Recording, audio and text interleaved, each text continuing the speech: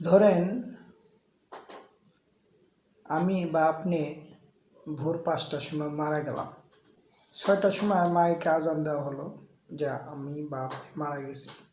8টার সময় আমাদেরকে গোসল করানো হলো, 9টার সময় আমাদেরকে সাদা কাপড় পরানো হলো এবং বলা হলো জোহর নামাজের পরে আমাদের কবরে দাফন করবে এবং জোহরের নামাজের পরে আমাদেরকে কোনো আজান ছাড়াই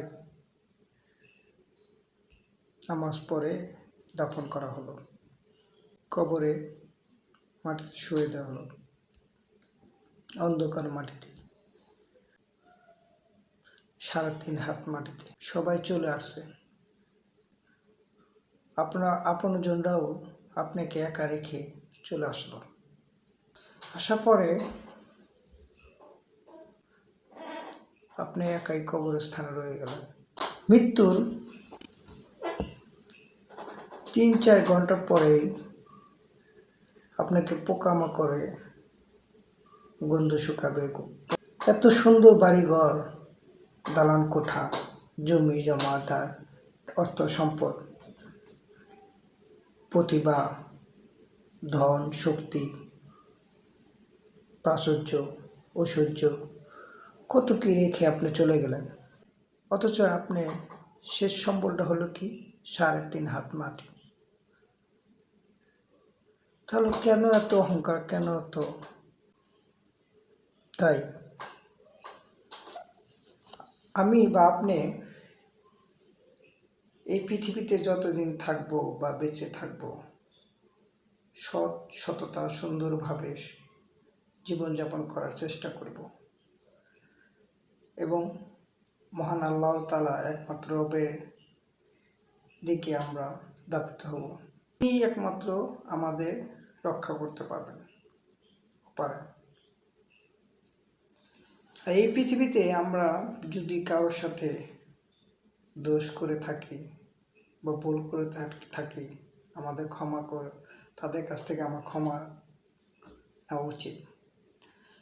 কারণ হলো এমনও হতে পারে আমি আজকে যার সাথে প্রতারণা করছি, ঠকাইছি, মিথ্যা দোষারোপ দিয়ে মিথ্যা জালে ফেলে তাকে বিভিন্নভাবে ঠকাইছি,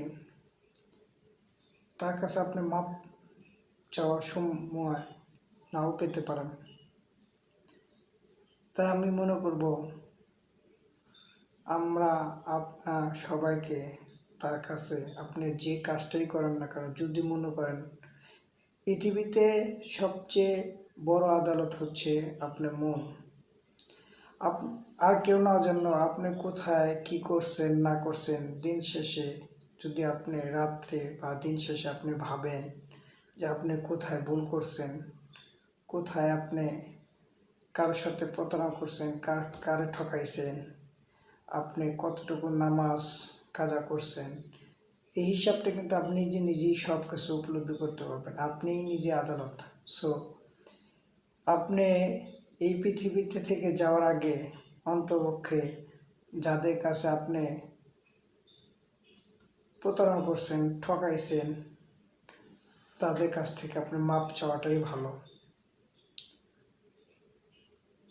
সবচেয়ে বড় কথা হচ্ছে হক জিনিসটা, কারো হক যদি আপনি নষ্ট করেন বা আপনি প্রতারণা করেন, ঠকাইছেন, তাদের কাছ থেকে মাপ চাওয়াই ভালো।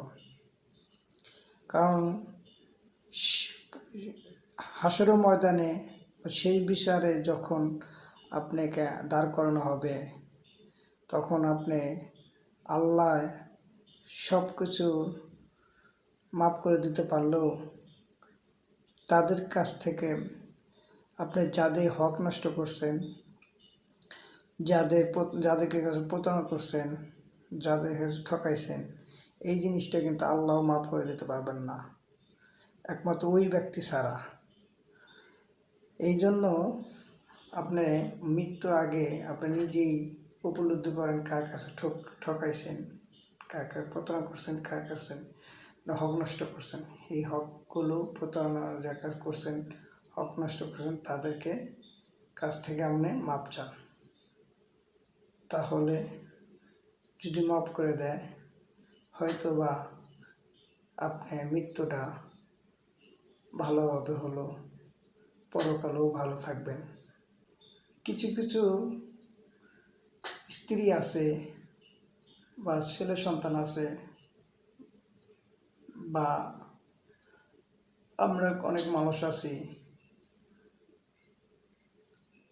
আমাদের হক জিনিসটা কি অনেকে বুঝতে পারে না।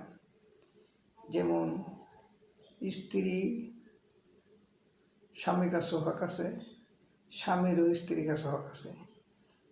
তাই আপনি নিজে উপলব্ধি করেন কোথায় আপনি ভুল করছেন, কোথায় আপনি এই জিনিসটা ফিল করে তার কাছে মাপ চান, তার কাছে ক্ষমা প্রার্থনা করেন।